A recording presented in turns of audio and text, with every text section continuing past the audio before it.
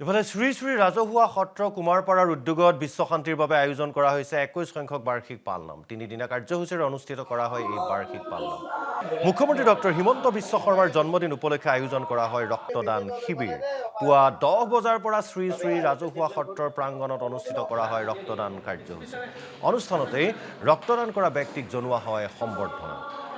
ৰক্তদান কৰা ব্যক্তিসকলক এবছৰৰ ভিতৰত তেজৰ প্ৰয়োজন হ'লে সত্ৰৰ তৰফৰ পৰা যোগান ধৰা হ'ব বুলি মন্তব্য উদ্যোক্তাসকলৰ।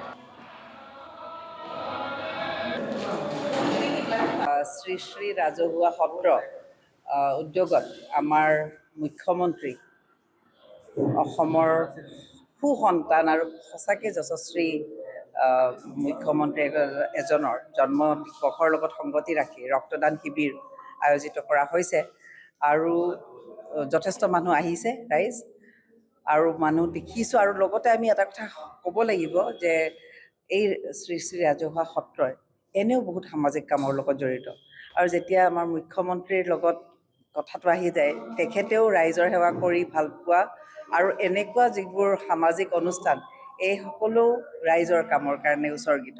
সেইকাৰণে দুটা শক্তি যেতিয়া একেলগে মিলি যায়, এজন ব্যক্তি যোনে গোটেই চৰকাৰখনক আমাৰ ৰাইজৰ জনকল্যাণৰ ফালে লৈ গৈ আছে আৰু ইফালে শ্ৰী শ্ৰী ৰাজহুৱা সত্ৰ কুমাৰপাৰাৰ উদ্যোগত বিশ্ব শান্তিৰ বাবে আয়োজন কৰা হৈছে 21 সংখ্যক বাৰ্ষিক পালনাম। তিনিদিনীয়া কাৰ্যসূচীৰে অনুষ্ঠিত কৰা হয় এই বাৰ্ষিক পালনাম। মুখ্যমন্ত্ৰী ডক্টৰ হিমন্ত বিশ্ব শৰ্মাৰ জন্মদিন উপলক্ষে আয়োজন কৰা হয় ৰক্তদান শিবিৰ। পুৱা 10 বজাৰ পৰা শ্ৰী শ্ৰী ৰাজহুৱা সত্ৰৰ প্ৰাংগণত অনুষ্ঠিত কৰা হয় ৰক্তদান কাৰ্যসূচী।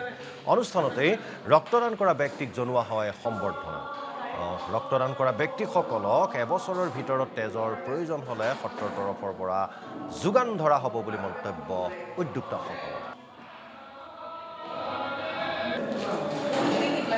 শ্ৰী শ্ৰী ৰাজহুৱা সত্ৰ উদ্যোগত আমাৰ মুখ্যমন্ত্ৰী অসমৰ সুসন্তান আৰু সঁচাকৈ যশস্বী মুখ্যমন্ত্ৰী এজনৰ জন্ম দিৱসৰ লগত সংগতি ৰাখি ৰক্তদান শিবিৰ আয়োজিত কৰা হৈছে আৰু যথেষ্ট মানুহ আহিছে ৰাইজ আৰু মানুহ দেখিছোঁ। আৰু লগতে আমি এটা কথা ক'ব লাগিব যে এই শ্ৰী শ্ৰী ৰাজহুৱা সত্ৰই এনেও বহুত সামাজিক কামৰ লগত জড়িত আৰু যেতিয়া আমাৰ মুখ্যমন্ত্ৰীৰ লগত কথাটো আহি যায়, তেখেতেও ৰাইজৰ সেৱা কৰি ভাল পোৱা আৰু এনেকুৱা যিবোৰ সামাজিক অনুষ্ঠান এই সকলো ৰাইজৰ কামৰ কাৰণে উৎসৰ্গিত।